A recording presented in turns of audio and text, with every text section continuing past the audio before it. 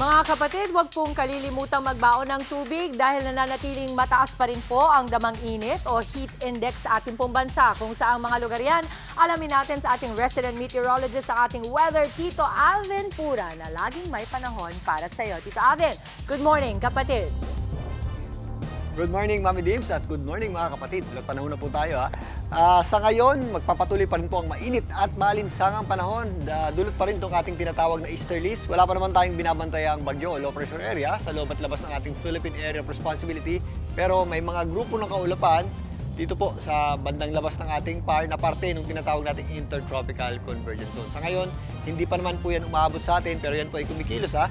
Sa susunod na 3 hanggang 4 na araw, posible po yan makaapekto dito sa ilang bahagi ng Mindanao at hindi pa rin natin inaalis ang possibility na may mabuo na low pressure area dito po sa ating tinatawag na Intertropical Convergence Zone. Pero sa ngayon, magpapatuloy pa rin po ang mainit at maalinsangang panahon sa malaking bahagi ng ating bansa. Dulot pa rin sa epekto nitong ating easterlies, maliban lang sa mga posibleng pag-ulan at thunderstorms dahil naman doon sa ating easterly wave dito po sa ilang bahagi ng Palawan, Western Visayas, kasama po dyan ang rehiyon ng Negros, Zamboanga Peninsula, maging dito sa BARMM. Ang natitirang bahagi naman ng ating bansa, posible rin po yung mga isolated o localized na pagulan at thunderstorms. Pero medyo mababa po ang ating tsansa ng pagulan. Lalong-lalo na po dito sa malaking bahagi ng Luzon at magpapatuloy pa rin po ang matataas at dangerous level o mapanganib na level ng heat index sa malaking bahagi na po ng ating bansa. Pinakamataas po yan ngayong araw na ito, dyan po sa may area ng Pangasinan at Ilocos Sur na posibleng pumalo sa hanggang 44 to 43 degrees Celsius yung ating heat index. Ganun din po sa may area ng Ilocos Norte at La Union. Yan po ay general na Ilocos region. So ito pong western section ng Luzon, medyo may kainitan pa rin po, lalong-lalo na sa tanghali.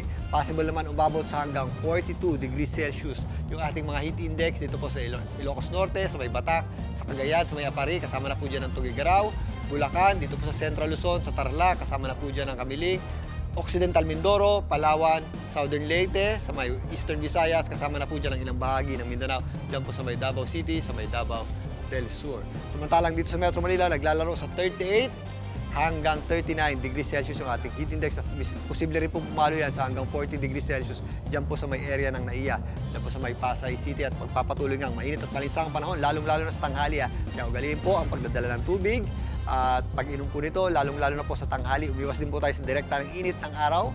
Pagsapit po ng hapon, nagiging maulap naman po yung ating panahon pero medyo mababa pa rin po yung ating tsansa ng pagulan. Ang paghahandaan po natin at ang pag-iingatan pa rin ay ang matinding init ng panahon, lalong-lalo na po sa tanghali.